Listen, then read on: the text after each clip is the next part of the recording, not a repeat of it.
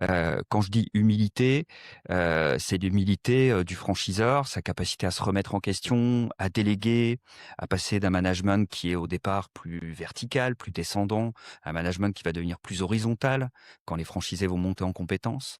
Donc, ce terme, humilité, je pense qu'il est très important.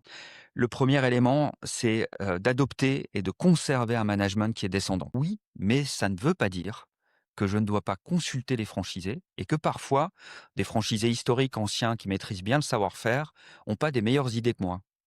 Et donc ça, c'est vraiment important, de savoir, en fait, d'apprendre à collecter, d'apprendre à travailler en collectif pour essayer de trouver des solutions collectives.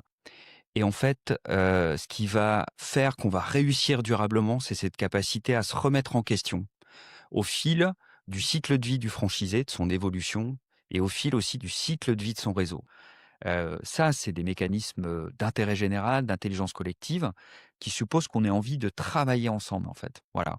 Mais, je pense que, dans un réseau, les franchisés doivent avoir, dès le départ, dans leurs aptitudes, dans leurs envies, cette volonté de travailler dans une communauté, de travailler dans un collectif.